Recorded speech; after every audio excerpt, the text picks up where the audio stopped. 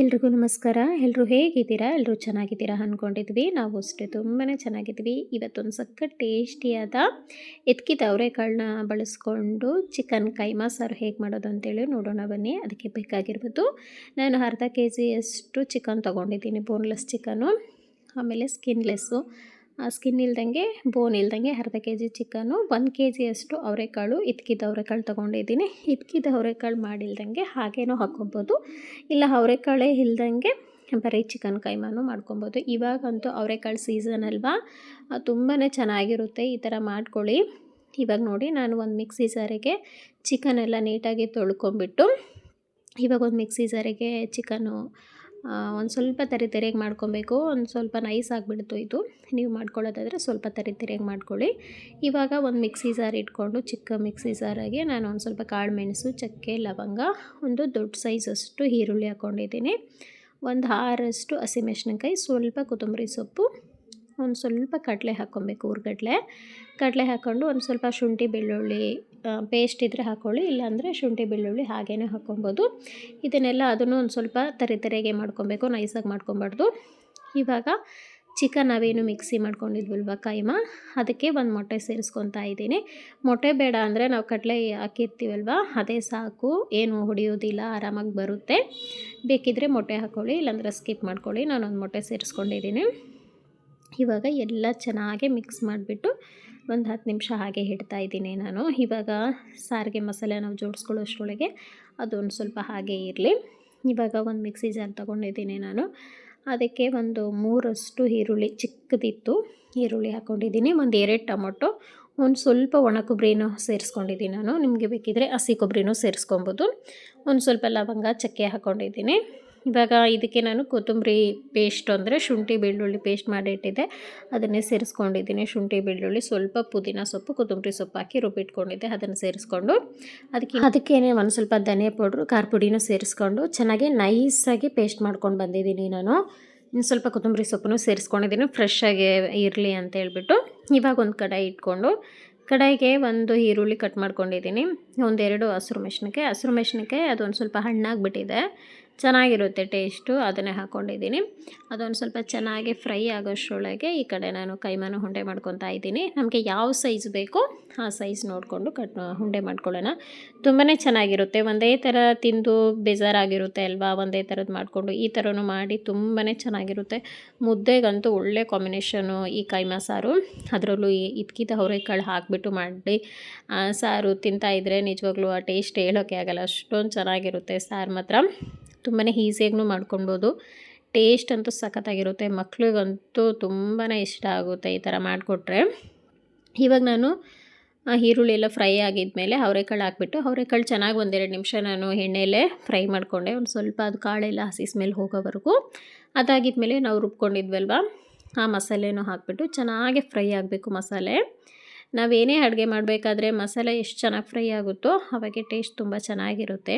ಆ ಸಿಹಿ ಸ್ಮೆಲ್ ಹಾಗೇ ಇತ್ತು ಅಂದರೆ ಟೇಸ್ಟೇ ಬೇರೆ ಥರ ಆಗಿಬಿಡುತ್ತೆ. ಇವಾಗ ಮಸಾಲೆ ಹಾಕಿ ಅವರೆಕಾಳು ಮಸಾಲೆ ಎಲ್ಲ ಹಾಕಿಬಿಟ್ಟು ಚೆನ್ನಾಗಿ ಫ್ರೈ ಮಾಡ್ಕೊಳ್ಳೋಷ್ಟರೊಳಗೆ ನಾನು ಆ ಕಡೆ ಕೈಮಾನು ಎಲ್ಲನೂ ಉಂಡೆ ಮಾಡಿ ಇಟ್ಕೊಂಡೆ. ಇವಾಗ ಈ ಕಡೆನೂ ಮಸಾಲೆ ಎಲ್ಲ ಚೆನ್ನಾಗಿ ಫ್ರೈ ಆಯಿತು. ಇವಾಗ ನೀರು ನಮಗೆ ಎಷ್ಟು ಬೇಕೋ ನೋಡಿಕೊಂಡು ನೀರು ಹಾಕ್ಕೊಳ್ಳೋಣ. ನಾನೊಂದು ಸ್ವಲ್ಪ ಇದು ಅವರೆಕಾಳಿಂದು ಕೈಮಾ ಸಾರು ಮುದ್ದೆಗೆ ಮಾಡ್ಕೊತಾ ಇದ್ದೀನಿ, ಹಾಗಾಗಿ ಸ್ವಲ್ಪ ನೀರು ಹಾಗೆ ಮಾಡ್ಕೊಂಡಿದ್ದೀನಿ. ನಿಮಗೆ ಚಪಾತಿಗೆ ಬೇರೆ ಏನಾದರೂ ರೈಸ್ಗೆ ಬೇಕು ಅಂದರೆ ಸ್ವಲ್ಪ, ಇದು ರೈಸಿಗೂ ಕರೆಕ್ಟ್ ಆಗುತ್ತೆ. ಸ್ವಲ್ಪ ಚಪಾತಿಗೆ ಬೇಕು ಅಂದರೆ ಒಂದು ಸ್ವಲ್ಪ ಗಟ್ಟಿ ಮಾಡ್ಕೊಬೋದು.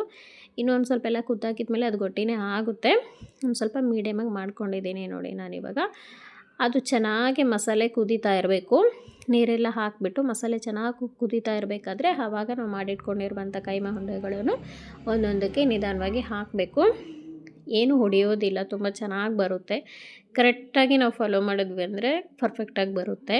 ಒಂದು ಸ್ವಲ್ಪ ನೀರಾಗಿ ಏನಾದರೂ ನಾವು ಮಾಡ್ಕೊಂಬಿಟ್ವಿ ಅಂದರೆ ಚಿಕನು, ಇಲ್ಲ ನಾವು ಚಿಕನಿಗೆ ಸೇರಿಸ್ಬೇಕಾದ್ರೆ ಮಸಾಲೆ ನೀರು ಹಾಕಿಲ್ದಂಗೆ ರುಬ್ಬಬೇಕು. ನಾನು ಚಿಕ್ಕ ಮಿಕ್ಸಿ ಜಾರ್ಗೆ ತೋರಿಸ್ದೆ ಅಲ್ವಾ, ಚಕ್ಕೆ, ಲವಂಗ ಅದನ್ನೆಲ್ಲ ರುಬ್ಕೊಳ್ಬೇಕಾದ್ರೆ ಆ ಈರುಳ್ಳಿಯಲ್ಲೇ ನೀರಿನ ಅಂಶ ಅದೇ ಸಾಕು ನಮಗೆ. ನೀರು ಯಾವುದೇ ಕಾರಣಕ್ಕೂ ನೀರು ಹಾಕಬಾರ್ದು, ನೀರು ಹಾಕಿಲ್ದಂಗೆ ರುಬ್ಕೊಂಡ್ರೆ ಸಾಕು.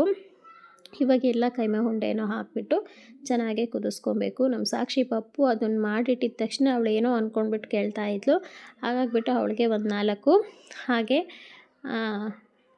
ಕಟ್ಲೆಟ್ ಥರ ಮಾಡಿಬಿಟ್ಟು ಪ್ಲೇನಾಗಿ ಹಾಗೆ ಒಂದು ಸ್ವಲ್ಪ ಎಣ್ಣೆಯಲ್ಲಿ ಡೀಪ್ ಫ್ರೈ ಮಾಡಿಬಿಟ್ಟು ಕೊಡ್ತಾಯಿದ್ದೀನಿ. ತುಂಬಾ ಚೆನ್ನಾಗಿರುತ್ತೆ. ಕೈಮಾ ಮಾಡಬೇಕಾದ್ರೆ ಈ ಥರ ಮಾಡ್ಕೊಳ್ಳಿ, ತುಂಬಾ ಟೇಸ್ಟಿಯಾಗಿರುತ್ತೆ. ಮಕ್ಕಳಿಗಂತೂ ತುಂಬಾ ಇಷ್ಟ ಆಗುತ್ತೆ. ನಮ್ಮ ಸಾಕ್ಷಿ ಪಪ್ಪುಗೆ ಅದನ್ನು ಒಂದು ಸ್ವಲ್ಪ ಆ ಕಡೆ ನಾನು ಹಾಕಿ, ಇವಾಗ ಈ ಕಡೆನೂ ಕೈಮಾ ಚೆನ್ನಾಗಿ ಕುದೀತಾ ಇದೆ. ಒಂದು 15ರಿಂದ 20 ನಿಮಿಷವರೆಗೂ ಲೋ ಫ್ಲೇಮು ಹೈ ಫ್ಲೇಮ್ ಮಾಡಿಬಿಟ್ಟು ಒಂದು ಸ್ವಲ್ಪ ಮೀಡಿಯಮಾಗಿ ಕೈಮಾ ಉಂಡೆ ಬೇಯಿಸ್ಕೊಂಡ್ರೆ ಆಯಿತು. ಸಖತ್ ಟೇಸ್ಟಿಯಾಗಿ ರೆಡಿ ಆಗಿಬಿಡುತ್ತೆ. ಇದೂ ಅಷ್ಟೇ ತುಂಬಾ ಚೆನ್ನಾಗಿರುತ್ತೆ. ಇದಕ್ಕೆ ಇನ್ನೊಂದು ಸ್ವಲ್ಪ ನಾವು ಈರುಳ್ಳಿ, ಹಸಿಮೆಣಸಿನಕಾಯಿ ಎಲ್ಲ ಹಾಗೆ ಕಟ್ ಮಾಡಿ ಹಾಕ್ಕೊಂಡು ಒಂದು ಸ್ವಲ್ಪ ರಸ್ಕ್ ಇರುತ್ತಲ್ವ, ರಸ್ಕ್ ಪೌಡ್ರು, ಇದನ್ನು ಒಂದು ಸ್ವಲ್ಪ ಮೇಲೆಲ್ಲ ಇದು ಮಾಡಿ ಆ ಥರ ಫ್ರೈ ಮಾಡಿದ್ರೂ ತುಂಬಾ ಚೆನ್ನಾಗಿರುತ್ತೆ ಕಟ್ಲೆಟು. ಅದು ಒಂದಿನ ಮಾಡ್ತೀನಿ, ನಾನು ಮಾಡಿ ವಿಡಿಯೋ ಹಾಕ್ತೀನಿ. ತುಂಬಾ ಚೆನ್ನಾಗಿರುತ್ತೆ. ಇದು ಪ್ಲೇನಾಗಿ ಹಾಗೆ ನಾನು ಕೈಮಾ ಉಂಡೆ ಮಾಡ್ಕೊಂಡಲ್ವ, ಅದನ್ನೇ ತಟ್ಬಿಟ್ಟು ಒಂದು ಸ್ವಲ್ಪ ಪ್ಯಾನಿಗೆ ಎಣ್ಣೆ ಹಾಕ್ಬಿಟ್ಟು 2 ಕಡೆ ಚೆನ್ನಾಗಿ ರೋಸ್ಟಾಗಿ ಸ್ವಲ್ಪ ಮೀಡಿಯಮ್ ಫ್ಲೇಮ್ ಇಟ್ಕೊಬೇಕು, ಇಲ್ಲಾಂದರೆ ಒಳಗೆಲ್ಲ ಹಸಿಯಾಗಿರುತ್ತೆ. ಮೀಡಿಯಮ್ ಫ್ಲೇಮ್ ಇಟ್ಕೊಂಡ್ಬಿಟ್ಟು ಚೆನ್ನಾಗಿ 2 ಕಡೆ ಚೆನ್ನಾಗಿ ಬೇಯಿಸ್ಕೊಂಡ್ರೆ ಆಯಿತು. ಸಖತ್ತಾಗಿರುತ್ತೆ ಇದು ತಿನ್ನೋದಕ್ಕೆ. ಸ್ನ್ಯಾಕ್ಸಿಗೆ, ಸಂಜೆ ಸ್ನ್ಯಾಕ್ಸಿಗಂತೂ ಚೆನ್ನಾಗಿರುತ್ತೆ. ಮಕ್ಕಳು ಯಾರಾದರೂ ಚಿಕನೇ ತಿನ್ನಲ್ಲ ಅನ್ನೋ ಮಕ್ಕಳಿಗೆ ಈ ಥರ ಮಾಡಿಕೊಟ್ರೆ ಆರಾಮಾಗಿ ತಿಂದುಬಿಡ್ತಾರೆ. ಚಿಕನ್ ಅಂತಲೇ ಗೊತ್ತಾಗಲ್ಲ. ಟೇಸ್ಟೂ ತುಂಬ ಚೆನ್ನಾಗಿರುತ್ತೆ. ಈ ಕಡೆನೂ ನೋಡಿ ಚೆನ್ನಾಗಿ ಬೇಯ್ತಾ ಇದೆ. ಯಾವುದೂ ಒಂದೂ ಕೈಮಾ ಉಂಡೆ ಒಡೆದೇ ಹೋಗಿಲ್ಲ. ನಾವು ಯಾವ ಥರ ಹಾಕಿದ್ವಿ ಅಷ್ಟು ನೀಟಾಗಿ ಬೆಂದಿದೆ. ಟೇಸ್ಟು ಅಷ್ಟೇ ತುಂಬ ಚೆನ್ನಾಗಿರುತ್ತೆ. ನಾವು ಮಸಾಲೆ ಎಲ್ಲ ಹಾಕ್ಬಿಟ್ಟು ಉಂಡೆ ಮಾಡಿರ್ತೀವಲ್ವ, ಅದು ತಿನ್ನಬೇಕಾದ್ರೂ ಅಷ್ಟೇ ಬಾಯಿಗೆ ಸಿಗ್ತಾ ಇರುತ್ತೆ. ಆ ಮಸಾಲೆ ಫ್ಲೇವರು ತುಂಬ ಚೆನ್ನಾಗಿರುತ್ತೆ. ಅದರಲ್ಲೂ ಅವರೆಕಾಳು ಹಾಕಿಬಿಟ್ಟು ಚಿಕನ್ ಸಾರು ಮಾಡಿದ್ರೆ ನಿಜವಾಗ್ಲೂ ತುಂಬಾ ಚೆನ್ನಾಗಿರುತ್ತೆ. ಬರೀ ಕೈಮಾ ಇಲ್ದಂಗೆ ಒಂದು ಸ್ವಲ್ಪ ಇದ್ರ ಜೊತೆಗೇ ಚಿಕನ್ ಪೀಸ್ನೂ ಹಾಕೊಂಡ್ಬಿಟ್ಟು ಹಾಗೆ ಇರುತ್ತೆ ಅಲ್ವ, ಕೈಮಾ ಮಾಡಿಲ್ದಂಗೆ ಅದನ್ನು ಸೇರಿಸ್ಕೊಬೋದು. ಅದನ್ನು ಹಾಕಿದ್ರೂ ಫ್ಲೇವರ್ ಚೆನ್ನಾಗಿರುತ್ತೆ. ನಾನು ಅವರೆಕಾಳು ಹಾಕೋದ್ರಿಂದ ಅದನ್ನು ಹಾಕಲಿಲ್ಲ. ನಿಮಗೆ ಬೇಕು ಅಂದರೆ ಚಿಕನ್ ಪೀಸಸ್ನು ಒಂದು ಸ್ವಲ್ಪ ಹಾಕ್ಕೊಂಡು ಇನ್ನೊಂದು ಸ್ವಲ್ಪ ಈ ಥರ ಮೆತ್ತಗೆ ಪೀಸಲ್ಲಿ ಕೈಮಾ ಉಂಡೆ ಮಾಡಿಬಿಟ್ಟು ಹಾಕ್ಕೊಬೋದು. ಅದನ್ನು ಟೇಸ್ಟ್ ತುಂಬಾ ಚೆನ್ನಾಗಿರುತ್ತೆ. ನಾನು ಮುದ್ದೆ ಒಟ್ಟಿಗೆ ಮಾಡ್ಕೊಂಡಿದ್ದೆ, ತುಂಬಾ ಚೆನ್ನಾಗಿತ್ತು. ವಿಡಿಯೋ ಏನಾದರೂ ಇಷ್ಟ ಆಯ್ತಂದರೆ ಲೈಕ್ ಮಾಡಿ, ಕಮೆಂಟ್ ಮಾಡಿ, ಶೇರ್ ಮಾಡಿ. ಹಾಗೆ ಗೀತಾ ಫ್ಯಾಮಿಲಿ ಚಾನಲನ್ನು ಸಬ್ಸ್ಕ್ರೈಬ್ ಮಾಡ್ಕೊಳ್ಳಿ. Thanks for